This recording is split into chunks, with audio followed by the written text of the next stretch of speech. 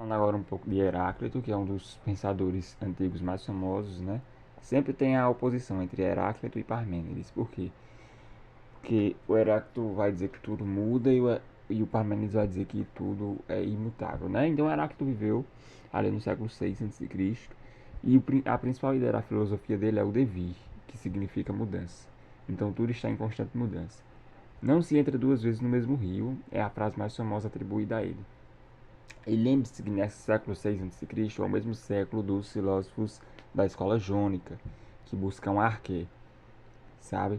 Então a arqué para o Heráclito é o fogo, mas não necessariamente no mesmo sentido de que os jônicos estavam usando, de que o fogo está em tudo, mas como representação, porque o fogo sempre representa mudança. Tudo que o fogo toca, ele muda. Ele está em constante movimento e em fluxo. Então, o fogo não é que ele está em tudo, mas é que ele está representando o que seria essa arqué do Heráclito, que é a mudança. E o fogo causa mudança, movimento, fluxo em tudo em que ele se encontra, né? Então, nesse século 6 é bastante comum se buscar arqué. E aí, assim como tem nos outros filósofos desse tempo, eles tentam entender o mundo através da realidade sensível. E aqui tem o conflito que mantém o equilíbrio do mundo.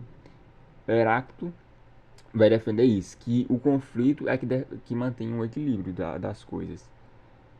No caso aqui é dia e noite, vida e morte, é isso que mantém o mundo equilibrado. Porque se fosse só dia e não tivesse noite, ou se tivesse só noite e não tivesse dia, se tivesse só vida e não tivesse morte. Então é necessário ser o contrário para manter o equilíbrio. Ou seja, os contrários na realidade estão se complementando. Porque se fosse só um, não haveria equilíbrio e haveria desproporcionalidade. Imagina se tivesse só vida e não existisse morte, como estaria o planeta. E se existisse só morte e não existisse vida, aí não teria vida, né?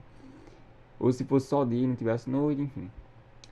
Então o Heráclito também vai defender o Logos. O que é o Logos? É uma razão universal que governa o mundo. Então acho que o Heráclito vai ser o primeiro a colocar isso, de que existe uma ordem universal, que as coisas não estão postas de forma aleatória. O que é curioso, né? Porque ele defende a constante mudança de tudo. Ou seja, a gente pode concluir que o quê?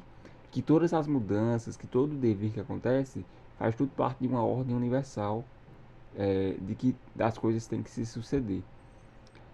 Então, e por que a maioria das pessoas não percebe que o mundo é governado por esse logos, por essa razão universal? Porque elas são apenas guiadas pela aparência. Elas não utilizam a racionalidade. E eu já falei isso porque a maioria não percebe, né? Porque ele foi o primeiro a falar desse logos. E a maioria das pessoas não percebe porque são guiadas apenas pela aparência, pela ilusão e não pela racionalidade, pelo pensamento filosófico. Ele não despreza os sentidos, como fazia o Parmênides, mas é com a razão que se entende o Logos universal. Até porque é os sentidos que vão perceber esse devir que ele está dizendo que está em tudo, que é representado pelo fogo. E é isso.